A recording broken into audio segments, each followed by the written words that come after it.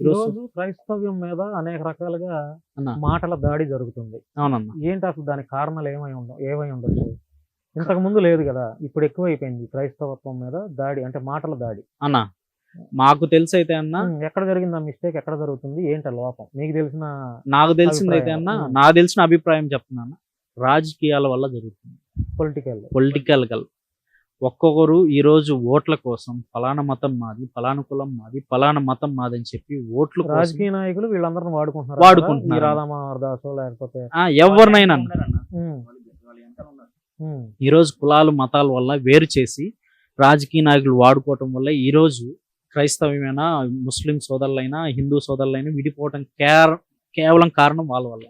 ఉమ్. మేము ఈరోజు నా స్నేహితులు, సొంత స్నేహితుల మా ఇంటికి వచ్చి భోజనం చేసే హిందూ సోదరులు ఉన్నారు, ముస్లిం సోదరులు. నేను వాళ్ళ ఇంటికి వెళ్తాను, వాళ్ళ గుడిలోకి కూడా వెళ్ళి భోజనం చేసిన రోజులు ఉన్నాయి. ఈ రోజు కూడా వెళ్తాను, ఇప్పుడు కూడా వెళ్తారు. ఇప్పుడు కూడా వెళ్తాను నా స్నేహితులు. అలాగే ఉండాలి, ఎందుకంటే మా హిందూ స్నేహితులు, తోటి హైందవులు, తోటి ముస్లిం, తోటి క్రైస్తవులంతా అన్నదమ్ముల కలిసి ఉండాలి కదా. హిందూ సోదరులు నా ఫ్రెండ్ ఉన్నప్పుడే వాళ్ళ కులపిచ్చి ఇంట్లో ఏ మతపిచ్చి ఫంక్షన్ ఉండకూడదు. నీకైనా నాకైనా కులపిచ్చి మతపిచ్చి ఉండకూడదు. అసలు మనం గడప దాటి, ఇప్పుడు మా కెమెరామెన్ ఉన్నాడు, అతను ఒక క్యాస్ట్, అవును నేను ఒక కులం, నాదొక మతం, మీదొక మతాలు. అవును మనం బయటికి వెళ్తే హోటల్లో ఏదైనా టిఫిన్ తినాలనుకుంటే అక్కడ వేరే 4 కులాల వాళ్ళు కలిసి పూరి చేస్తారు, ఇడ్లీ చేస్తారు, మనం తింటాం. అవును బస్సు ఎక్కితే కండక్టర్ వేరే కులం, డ్రైవర్ వేరే మతానికి అవును. చెందినవాడు. అంతేగాని నా మతం చెందినవాడే బస్సు ఎక్కి నడిపితే నేను ఎక్కుతాను, నా మతానికి చెందినవాడే ఫ్లైట్ చెడిపితే నేను ఫ్లైట్ జర్నీ చేస్తానంటే ఎట్లా కుదురుద్ది? అలా లేదన్న. మన కులం ఏంటి, మన మతం అనేది మన ఇంటి గడప దాటక ముందు వరకే. మన ఇంటి గడప దాటిన తర్వాత హిందువులు మన వాళ్ళే, క్రైస్తవులు మన వాళ్ళే, ముస్లింలు మన వాళ్ళే. అవును అంతే కదా, అంతే అన్న. మతపిచ్చి ఉండకూడదు. కానీ నేను కూడా బాగా ఫీల్ అయ్యేది ఏంటంటే తమ్ముళ్ళు, అన్న ఈ రాధా మనోహర్ దాసు, అవును కరుణాకర్ సుగ్న, లలిత్ కుమార్ వీళ్ళంతా అవును హైందవులకి, ముస్లింలకి, క్రైస్తవులకి మధ్య ఉన్నటువంటి మంచి ఎథికల్ హ్యూమన్ బాండింగ్ ఏదైతే ఉంటుందో, అవును అంటే చక్కగా పలకరించుకునే బాండింగ్ ఏదైతే ఉంటుందో అది పోగొడుతున్నారు. అవును. ఇది నా అభిప్రాయం. మీరు ఏమంటారు? కేవలం వాళ్ళు పోగొడుతున్నారంటే వాళ్ళు ధనం కోసము, వాళ్ళ సొంత స్వలాభం కోసము, వాళ్ళు ఏదో సంపాదించుకొని పేరు తెచ్చుకొని ఫేమస్ అవ్వాలి అనే దానికోసమే విడగొడుతున్నారు అన్న. చాలా మంది హిందూ సహోదరులు కానీ ముస్లిం సహోదరులను గమనించండి, వాళ్ళ ఫేమస్ అవ్వాలి.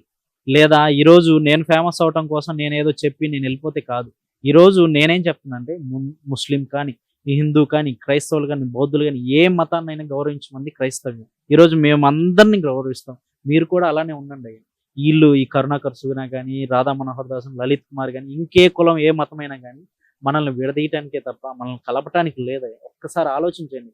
మేము ఒక క్రైస్తవులుగా మీ మంచి కోసము, మా మంచి కోసం గౌరవిస్తాను అంటున్నారు కదా. అవునన్నా. మరి ఇప్పుడు ఎదుటి వారిని ఇప్పుడు అల్లాహ్ జై కొడతారా, అల్లాహ్కి జై శ్రీరామ్ అని అంటారా మీరు? అంటే అన్న, మేము దేవుని పట్ల మేము ఒకటిగా ఉండమంటున్నాం కానీ ఇట్లా విడిగా ఉండమని చెప్పట్లేదు. కులాలు మతాలు విడిగా అని చెప్పట్లేదు. మేము ఒక భారతదేశ సాంప్రదాయాన్ని గౌరవిస్తాం.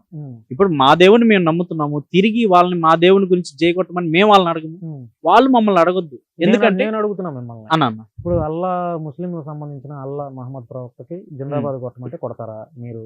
ఒక క్రైస్తవానికి సంబంధించిన యువకులుగా మీరు, హిందువులు జై శ్రీరామ్ అని ఎక్కువ శ్రీరాముని జై శ్రీరామ్ అంటారు కాబట్టి మీరు జై శ్రీరామ్కి జై కొడతారా? అంటే మేము ఒక రెస్పెక్ట్ ఇస్తాము, గౌరవిస్తారు. జిందాబాద్ లో కొట్టరు, గౌరవిస్తాం. బైబిల్ గ్రంథంలో రాసింది అలాగా. అవునన్న ఉంది. అవును. మమ్మల్ని ఏం చెప్పిందంటే బైబిల్లో, నిన్ను వల్ల నీ పొరుగు అని ప్రేమిస్తున్నావు, నన్ను తప్ప వేరే దేవుణ్ణి మీరు పూజించొద్దని. అందుకే పూజించలేదు. మా దేవుళ్ళలో ఉన్న కట్టుబాట్లు మాత్రమే మేము క్రాస్ చేయట్లేదు. మేము వాళ్ళని ఇబ్బంది పెట్టము, ఎవరిని బాధ పెట్టము. అట్లా అని మేము బాధపడము. మా దేవుడి గురించి కానీ, క్రైస్తవ్యాన్ని గురించి కానీ, మరియమ్మ గారి గురించి కానీ తప్పుగా మాట్లాడితే మాత్రం మేము బాధపడతాము, లీగల్ గా వెళ్తాం. అంతేగాని వాళ్ళని మేము దూషించడమో కొట్టడమో చేయాలి. యేసు ప్రభువుని కూడా ఇప్పుడు పూజలు చేసి బొట్లు కూడా పెట్టేస్తున్నారు, మాలలు వేస్తున్నారు. ఇదంతా బైబిల్ గ్రంథంలో ఉందా? బైబిల్ గ్రంథంలో లేదు. మాల వేయటం అనేది ఉందా? లేదు. బట్టలు వేసి తెల్ల లేదు. మరి ఎందుకు చేస్తున్నారు చాలా మంది క్రైస్తవులు? అజ్ఞానంతో. మాల వేసుకొని గుణదల లేకపోతే నాగపట్నం వెళ్తున్నారు. ఎందుకు వెళ్తున్నారు? అజ్ఞానమేనా? అజ్ఞానం. దీని మీద మీకు పూర్తి క్లారిటీ ఉందా? క్లారిటీ ఉంది ఖచ్చితంగా. మాల వేయమని బైబిల్ ఎక్కడ లేదు అసలు. ఎక్కడ లేదు. సిలువు చేసి దాన్ని నమస్కరించమని ఎక్కడ లేదు. సిలువుకి పాలాభిషేకం చేయమని చెప్పేసి అక్కడే లేదు. కానీ కొన్ని రోమన్ కాథలిక్ మిషన్స్ లో ఆర్సిఎం చర్చ్ అంటారు కదా, అందులో దివ్య బలి పూజ అని ఇంకా రకరకాల పూజలు ఉంటాయి. విన్నారా వాటి గురించి? ఇస్రాయల్ అది కేవలం ఇస్రాయల్ ప్రజల వరకు మాత్రమే వర్తిస్తుంది అన్నది. ఇస్రాయల్ ప్రజల్లో కూడా అది కూడా యూదులు మాత్రమే చేస్తారు. ఈనాటికి కూడా వాస్తవం చెప్పాలంటే యూదులు యేసు ప్రభు గారిని అంగీకరించరు. దేనికంటే ఆయన యూదు మతం నుంచి వచ్చినాడు. వాస్తవం చెప్పాలంటే బైబిల్లో యూదా అనే ఒక మతం ఉందండి, ఇంకంతే. యూదా గోత్రాల వరకు వచ్చినప్పుడు యూదా మతం అనేది ఉంది. దాని నుంచి యేసుక్రీస్తు గారు వచ్చారు. ఇక్కడ ఏంటంటే వీళ్ళు యూదులు ఏంటంటే యేసు ప్రభు కంటే ముందర యెహోవా అని ఒక దేవుడు ఉన్నాడు, ఆయన వీళ్ళని చెప్పేసి అంగీకరించు. యేసు దేవుడా యెహోవా దేవుడా? అసలు ఈయన త్రియేక దేవుడై ఉన్నాడు అన్న. త్రియేక దేవుడు. మీకా గ్రంథము 1వ అధ్యాయంలో రాసి ఉంటది 3వ వచనంలో ఆయన భూమి ఆకాశం మీద నడవడానికి వస్తాడని చెప్పేసి మాట రాసి ఉండేది అన్న. మీకాలో ఉంటుంది. కానీ ఆ వాక్యం పుట్టుకొని ఈనాడు ఆ వాక్యం కూడా ఎవరు గుర్తించలేకపోతున్నారు. ఆయనే మనిషి కొరకు తను చేసిన ప్రతి పాపం కొరకు ఈయన బలి అవ్వడానికి వస్తున్నాడని చెప్పేసి ఎవరు గుర్తించుతున్నారు. ఈనాడు మనుషులు ఏం చేస్తున్నారు, క్రైస్తవులు కూడా ఏం చేస్తున్నారంటే వారి యొక్క సొంత ప్రయత్నం చేస్తున్నారు. బైబిల్ ఎవరు పాటిస్తున్నారు, అది మా బాధాకరం. ఈనాడు మీ క్రైస్తవులు బైబిల్ పాటించిన వాళ్ళు క్రైస్తవులు ఎలా అవుతారు అన్న? ప్రతి ఓడు క్రైస్తవుడు అవడం, ప్రతి ఓడు క్రైస్తవుడు అసలు ఎవరు అంటారు? ఎవరు ఏ వ్యక్తిని అంటారు? అతనికి క్రీస్తు మార్గం నడిచి నిజమైన క్రీస్తు ఎరుగున దగ్గర పెట్టుకో. బైబిల్లో కూడా ప్రత్యేకంగా స్పష్టంగా రాయబడి ఉంది, క్రైస్తవుడు అని ఎవరు అంటారు? క్రైస్తవులు అని ఎవరంటారు? క్రీస్తు మార్గంలో తెలుసుకొని క్రీస్తు ఏమి చెప్పాడు దాని ప్రకారం నడుస్తూ నిజమైన బాప్తిస్మం పొంది మారు మనసు పొంది జీవితంలో మార్పు కలిగిన వాడిని క్రైస్తవుడు అంటారు. అలా మారకుండా మీరు ఇందాక అడిగారు, ఎవరైతే సేవకులు ముసుగులో చాలా మంది మీరు అన్నట్టున్నారు, వాళ్ళు క్రైస్తవులు కాదు. కాదు. మీకు తెలిసిన 4 పాస్టర్ల పేర్లు చెప్తారా అలా ఎవరెవరైతే చేస్తున్నారు? అలా ఎవరు చేస్తున్నారు అంటే చాలా మంది ధైర్యంగా నిజాయితీగా మీరు నిజంగా మీ దేవుడిని నమ్మితే యథార్థవంతంగా మాట్లాడమని మీ బైబిల్ చెప్తుంది కాబట్టి చెప్పండి, తప్పేముంది? ఉరిశిక్ష వేయరు కదా. మొన్న అతను తప్పు చేస్తే అతని దగ్గరికి వెళ్ళి చెప్పమని చెప్పేసింది బైబిల్ వాక్యంలో. బహిరంగంగా చెప్పమని చెప్పలేదు. ఆ వ్యక్తి తప్పు చేస్తే అతని దగ్గరికి వెళ్ళేసి ఒకసారి చెప్పు, 2 సార్లు చెప్పు, లేదా నీ కాలిదమ్ము అక్కడ వదిలేసి వచ్చేసి దేవుడే క్రైస్తవం ఎలా అయిపోయిందంటే, అంటే ఇది నేను కూడా చూస్తున్నా కాబట్టి సోషల్ మీడియాలో అడుగుతున్నా, మీరు నమ్మినటువంటి మీ దేవుణ్ణి గొప్పగా చూపించకుండా ఎవరైతే ఈ యూనిఫామ్ అంటే సూటు బూటు వేసుకొని పాస్టర్స్ ఉంటారో వాళ్ళే గొప్పగా వాళ్ళని వాళ్ళు అంటే మనిషిని ఎక్కువ హైప్ చేసుకుంటున్నారు పాస్టర్స్. దీని మీద మీ అభిప్రాయం ఏంటి? అది వాస్తవమా కాదా? వాస్తవమే. బౌన్సర్లు, బాడీ గార్డులు ఎందుకు? పాస్టర్లకి బాడీ గార్డ్స్, బౌన్సర్లు ఎందుకు? దేవుని ఆరాధించాలి కానీ మనిషిని ఆరాధించాలి. అవును. ఇప్పుడు నేను అడిగిన దాంట్లో తప్పేమైనా ఉందా? మీకు జరుగుతుంది కదా ఇప్పుడు లోకంలో, సొసైటీలో జరుగుతుంది. పాస్టర్లు అన్నప్పుడు దేవుడు కాపాడతాడు కదా పాస్టర్ని, మరి వెనక బాడీ గార్డులు, బౌన్సర్లు ఎందుకు? కానీ ఖండిస్తున్నారా మీరు? నేనైతే మేము ఖండిస్తున్నామన్నా. కొంతమంది సేఫ్ కోసం అంటే పాస్టర్లను ఈ రోజు అనేక మంది దూషిస్తూ కొట్టాలని ప్రయత్నించే వాళ్ళ కోసం పెట్టుకుంటే తప్పులేదు, కానీ కావాలని పెట్టుకుంటే మాత్రం తప్పే. ఇది సేవకులు నానాటి క్రైస్తవులు పెద్ద సేవకులు అని పేరు చెప్పుకున్న ప్రతి ఒక్కరు ఈ రోజు బౌన్సర్లు పెట్టుకుంటున్నారు.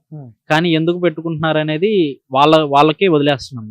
కానీ అట్లా పెట్టుకోకుండా దేవుని సేవ చేస్తూ దేవుని బిడ్డగా బ్రతకాలనుకున్నాడు ఎవరికి భయపడ్డన్నా సింగిల్ గానే వస్తాడు, సింహం లాగా సింగిల్ గానే వెళ్తాడు. యూదా గోత్రపు సింహం యేసుక్రీస్తు ఎలా అయితే సింగిల్ గా వచ్చారో మేము కూడా అలానే సింగిల్ గా రావాలని ఆశపడుతున్నాం. ప్రతి సేవకుడిని మేము గౌరవిస్తున్నాం. ఎందుకంటే ఈ రోజు అనేక మంది సేవకుల్ని దూషిస్తుంది, తప్పు పడుతుంది అని ఒక్కసారి మీరు ఆలోచించండి. పెద్ద సేవకులు, బడా సేవకులు అని చెప్పుకునే వాళ్ళంతా చిన్న సేవకుల్ని మీరు ఒక్కసారి గమనించండి. చాలా చిన్న చర్చిలు ఉన్నాయి, వాళ్ళకు కూడా మీ ప్రేమను చూపించండి, అనేక మందికి సహాయం చేయండి. ఈ రోజు క్రైస్తవం తప్పుగా మాట్లాడుతున్నారు, మీరు ఒక్కసారి వచ్చి నోరు తెలిసి బయట మాట్లాడండి. మీరు మాట్లాడకపోతే ఈరోజు క్రైస్తవం ఎంత బాధాకరంగా ఎంత దూరంగా వెళ్ళిపోయిందో తెలియదు. ఈరోజు అనేక మంది మణిపూర్ గురించి చాలా బాధాకరంగా, ఈరోజు మణిపూర్లో అంత జరుగుతుంటే ఇండియాలో ఒక రాష్ట్రంలో మణిపూర్లో జరుగుతుంటే మన దేశ ప్రధాని మంత్రి గారు ఒక్కసారైనా వెళ్ళారని చాలా బాధ అనిపిస్తుంది. ఈరోజు చిన్న చిన్న హిందూ సోదరులకు కానీ ఎవరికైనా ఇబ్బంది కలిగితే అందరూ ఏకమై మాట్లాడుతున్నారు. మరి మణిపూర్లో ఒక స్త్రీ భరతమాతని అనుకున్నాము, భరతమాత లాగా ఒక స్త్రీకి బట్టలు లేకుండా బయట తిప్పారు. ఎంత బాధ అన్న. నా అక్కకో లేదా వాళ్ళ సహోదరులు చెల్లెళ్ళకు అక్కలకు చేస్తే వాళ్ళు ఇలానే సైలెంట్ గా ఉంటారు, బాధపడతారు కదా. ఒక్కసారి వెళ్ళి మణిపూర్కి వెళ్ళి ఒక్కసారి ప్రధానమంత్రి గారికి రిక్వెస్ట్ చేస్తున్నాం, ఒక్కసారి వెళ్ళి అక్కడ ఉన్న ప్రతిదాన్ని సక్రమంగా చేయమంటున్నాం. ఈ దేశంలో ఉన్న రాష్ట్రమే కదా, ఒక్కసారి వెళ్ళలేదు, ఇంకా వెళ్ళకపోతే ఎంత బాధ ఉంది. ఇప్పటికీ గొడవలు జరుగుతున్నాయి. క్రైస్తవ్యం అంటే ఎందుకు అంత చిన్న చూపు? మేము ఏం తప్పు అది చేసాం? మీరు చేసుకున్నదే కదా. ఇది అన్నా, ఇప్పుడు